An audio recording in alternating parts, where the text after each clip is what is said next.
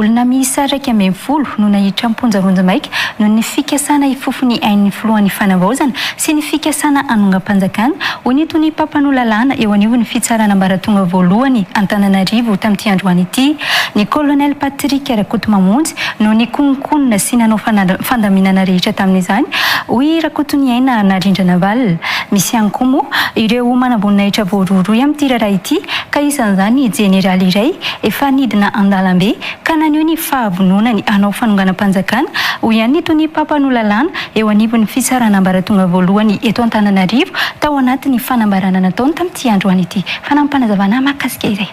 Olona miisa 13 no voarohirohy tamin'ny fikasana mony ny filohan'ny fanavozana ny Repoblika ny Madagasikara sy ny fikasana anatanteraka fanonganam-panjakana ho nitony papan'olalàna eo anivon'ny fitsarana ambaratonga voalohany Antananarivo androany. Ny 130 ny volana marsa 2024 no nentina teto anatrehan'ny fampanoavana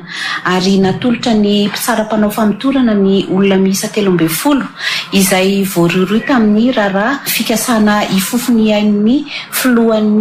fanavozana ny Repoblikan'ny Madagasikara sy anatanteraka fanonganam-panjakana izay efa nomanina nandritra ny fotoana lavalava. Ny colonel Patrick Rakotomamonjy no nikonkonina sy nanao ny fandaminana rehetra tamin'izany tamin'ny alalan'ny fikasana ifofony ain'ny filohan'ny fanavozana ho nitony papan'olalàna Rakotoniaina Narindra Naval. Anisan'ny nikonkonina sy nanao ny fandaminana rehetra tamin'izany fanatanterahana ny eloka bevava izany ny colonel Patrick Rakotomamonjy. Izany dia tamin'ny alalan'ny fikasana ifofo ny ain'ny filohan'ny fanavozana ny Repoblikan'ny Madagasikara. Tratra tao anatin'ny fanadihadiana ny afatra miafina ny fanomezana toromarika teo amin'ireo olona ireo ankoatra ny vola 20 miliara ariary hita tao anatin'ny kaonty no entina anatanterahana an'izany ho nitony papan'olalàna eo anivon'ny fitsarana ambaratonga voalohany eto Antananarivo. Tao anatin'ny fanadihadiana no nahitana ireo fifampiresahana izay nifanaovan'ireo voapanga tamin'ny alalan'ny someso sy tamin'ny alalan'ny afatra miafina tany anatin'ny WhatsApp. Nandritra izany ihany koa no nanaovan'ireo voapanga sasany fiekekeloka fa ny vola 20 miliara ariary izay hita tao anatin'ny kaontin'izy ireo no hoentina ampiasaina anatanterahana izany eloka bevava izany. Marihana fa nanatanteraka fivoriana matetika ireo voapanga ireo ka tao anatin'izany no namolavolan'izy ireo ny paikady rehetra izay ho atao. Ny fisavana ny tranon'ireo voapanga dia nahafahana nahita vola sy fitaovam-piadiana maro. Misy ihany koa moa ireo manamboninahitra voaroaroy amin'ity raharaha ity hoy Rakotoniaina Narindra Naval. Tsara ny manamarika fa nisy ireo manamboninahitra izay anisan'ny voaroaroy tamin'ity raharaha ity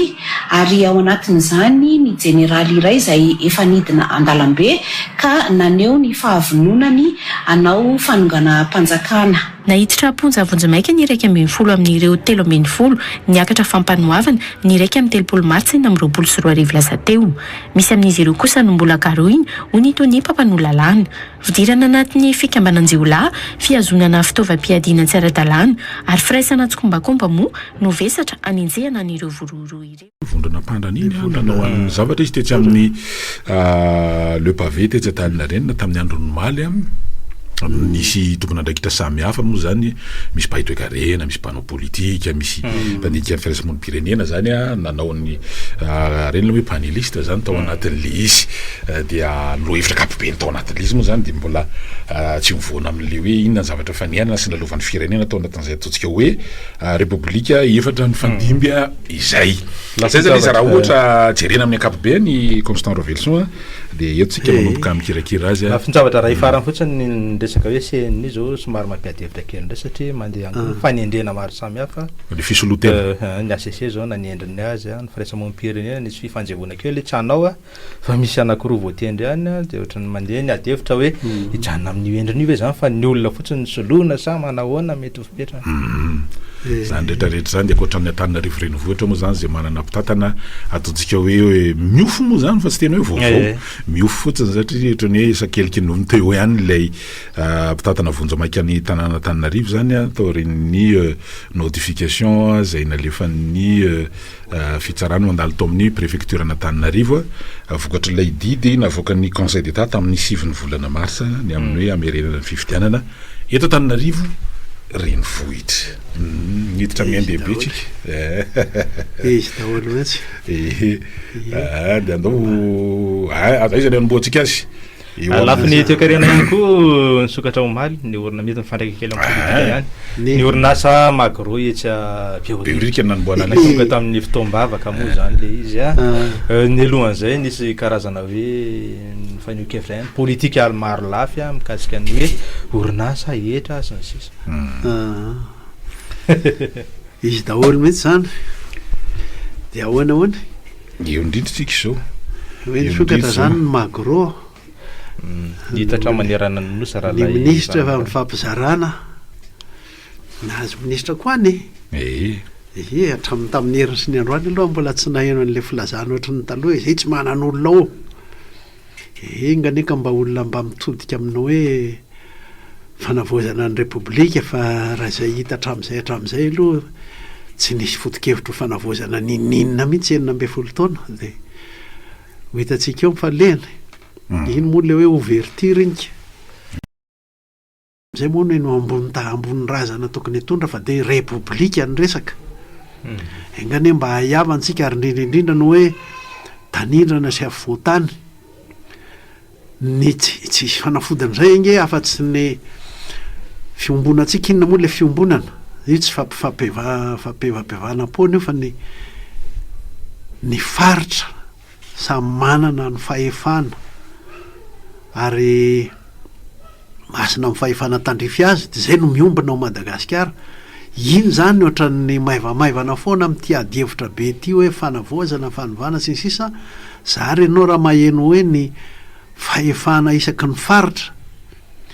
fa raha io ny tafita resitsika ny vazaha io nge naharesen'ny vazahantsika le ampediny hoe ny atsy tsy te halala afa-tsy faleovatena fotsiny ny atsy tsy te halala afa-tsy ny hoe malagasy samy malagasy tsika ninninona razantsika ary ninninona faritra misy atsika sy foko engane mba ho vitan'izay 7 taona zay zay ny mba afatra republikanina momba ny 7 mars mifandrakely amin'iny zany satria dia amin'ny 7 taona teo arena moa de mipetraka de ao anatin'izao fanavoza zao tokony hanana fahasahina ve sika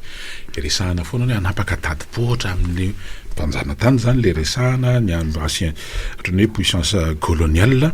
de eo ihany koa le hoe mifanotsindrindra mantsy satria isa nanamarika ny terinandro ty ny fandraisanandreo hoe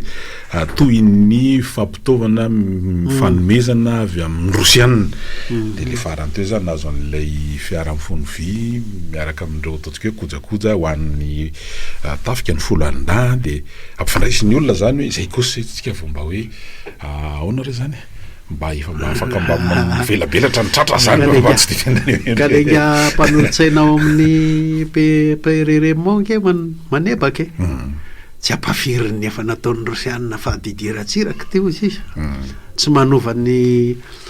manovan'ny fifandanjakery aty amin'ny ranomasimbe indianina koriny za mabady lahady zao raha isy anampy atsika Madagasikara tena fiarovana ny fari-dranomasitsika tsika nke le tafika ny ranomasina ka de manena mihitsy nefa tsika de noy babon'ny olona ny arenatsika ny azany rano sy ny sisa na de iny fotsiny ara fa de asa zay mba hanampy atsika amin'ny resaka sambo sy fiarovana sisiny ranomasina zany zao ny zava-dehibe amintsika zany io moa zany mety hoe mbola misy fitohizany vely sa manahoana fa ty tena alehan'ny olona aingana de aingana moa zany vao nahita an'ireny de hoe misy fahavononana ve zany akamikery le izy raha toka raha fahalomanana andreo le loso manodidina mbola tsarotra be moa zany ao anatin'ity raharaha ty fa iverenana ihany mikasika an'le hoe tato ato ny zavatra tsikaritra aloha zany Constant Ravelson de ohatrany hoe tsy de tena misy adihevitra mifantoka loatra zany fa lasa any amina ataontsika hoe fait divers aloha zany tena be diabe any ny tena ohatrany desile hoe miandro vavalatsaka de any zany mifampisotonana ohatrany kitoza fa le FDB le nifaritana hatrany am-piandohana anao an'le hoe fanavozana mandro sehatra samihafa ny république io ny république de ohatrany lasa asa hoe ohatrany nano afo milolo fotsiny izy teo amboloana fa inona no tena mitranga mahatonga zany rehetrarehetra zany ka mila tsika moa tetaka edy tsika nge efa talohan'izany septambra zany teto amintsika fa adihevitra foana ny république adihevitra foana fa le zao mahafaly aloha de le lazainy Brito tamin'ny fetim-bohany teo hoe mba misy ny miketrika amina amina somora any ary mba mifantoka am'le hevitra tena mitondra amin'ny ain-dehibe n'le fanavozana ny république zao hitako hoe zava-dehibe mihitsy ny ary efa nivoaka teny frantsay moa ny tena nivoaly izy fa le hoe capture d'état zay ny fomba nilazany azy ka inona moa io inge de le resakitsika teto foana hoe de io fambabona sy fangiazana ny fahefam-panjakana io ny tena hita iringiriny tamin'ny république faefatra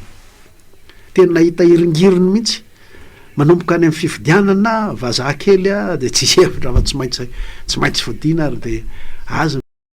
tena lasa any amin'le boriboritsika ankehitriny le izy amin'ny hoe forongony de lasa ohatra ny resaka fifanafokafokana sy anina ohatsy de lasa maivamaivana de indrindray boriboriny le manao mampitovy amin'ny any velany amin'ny hoe mafia fa ireo lazaitsika tsotsorintsika amin'ny hoe mafia sy forongony reo ange no mahatonga an'ireo nisy zany raha vatomangy zany tsy nisy zany raha tsy tsay kristian sy rajoelona no nangorona ny fahefana rehetra ary de tandapa manodidina azy ny fampanjakazakana ny antokony sy ny olona tokony any amin'ny ambaratonga mpanjakana rehetra any de ambony lavitra noho ny fitondram-panjakana ara-dalàna napetraky ny lalam-panorenana ny reny rehetrarehetra reny de tsy gagitsika rehefa ohatra hoe 4 miliara ariary zany alan'ny voay tamin'ny fitondran-drajoelona nitaona farany fotsiny sady mbola hoe ampahany amina ministera sy zampanara-panjakana fotsiny areo 4 teo mbola ny hafa zany mbola mihoatra an'izay ny tena raha hoe ny tena vokatra satria mbola amina département 4 fotsiny de namoana an'le 3811 mbola tsy ministera hatry mba tsy misy atrasa hafa koa zany tao anaty nanaovana fanadihadiana tsika moa zany efa ohatra sanatry hoe maty hena am'le hoe fa zatra anaovan'izay mifandimby amin'ny fitondrana sala am'izay de manao zay mifandimby ao manao an'izany daholo marina zany le zavatra atrany tsy vaovaotsony fa ity nge de tena ny ampahafiriny moa zany ny budget mpanjakana mihitsy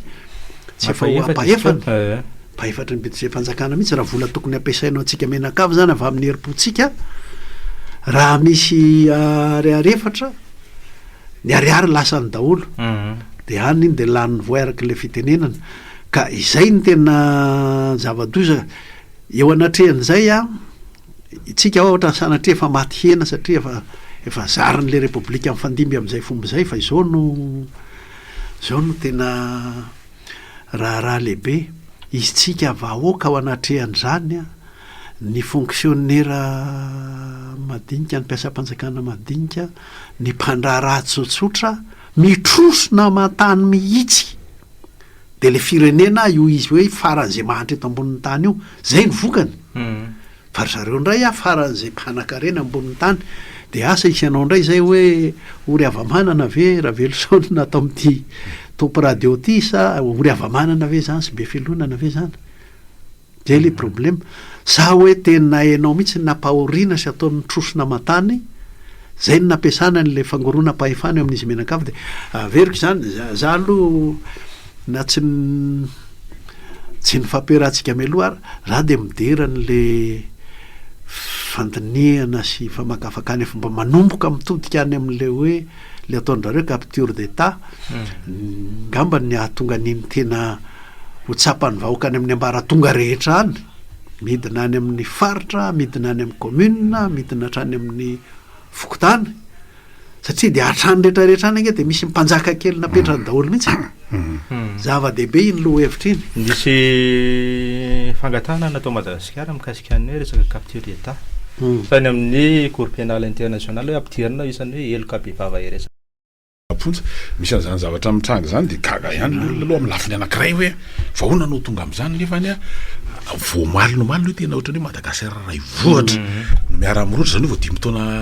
10 volana lasa de hoe tsy azo ny saina nieritreretana loatra tsy azo ny saina nieritreretana loatra tonga am'izany sady ve hoe tena hoe misy mifofo sady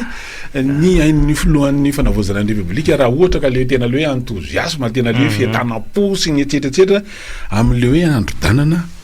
misy lafina ohatrany atsika eto Madagasikara io verimberina am'izay fanaoko tarazo lova ratsy avy amin'ny fitondrana fandimby teto amintsika de mitovy amin'ny fomba fahandremanjaka ihany ny amin'ny resaka hoe fitondrana ny atapony ihany tena ohatrany hoe ary zay ankehitriny vokatry le hoe mivangongo aty amin'ny fitondrana foibe ny fahefana rehetra ka dikan'izay de hoe io ny mifanaritaka momba an'io hoe présidence ny république fifidianana président ny république zao nge zao misy manao adihevitra hoe alefa alosa alefa aoriana ny fifidianana hafa rehetra fifidianana président ny république satria hoe zay tafiditra eo amin'io mpanjaka de iny zany ny kapaina zany eto amintsika tsy nisy an'izany fandimbiasana ny hoe fitondrana ny atapony zany ka hoe nylamina de nylamina fotsiny tam'izao fa akikapa ranjo sy akamona fa nisy namono mihitsy ary teto amintsika nge de so zany misy mitady ka zava-dehibe ny fahitako azy tsy vitan'ny anatranatra io na de hoe akaikiny pasikara atsika mba mitsangana vaovao le firenena sy le fifampitondrantsika samy malagasy rehefa afaka ny andro fahatelo fa tena zava-dehibe mila fanovana mihitsy mbola le capture d'etat ihany io hoe zay tonga eo iny tompony iny manjaka lasa miresaka fifamonoana eto amintsika sy ny sisa everiko fa am'izao dingana misy atsika zao aloha ary marapatonga ny volana jolay tokony ho itrikitriana mihitsy ary avy any amin'ny fitondram-panjakana nahitako hoe mafaka manao an'izay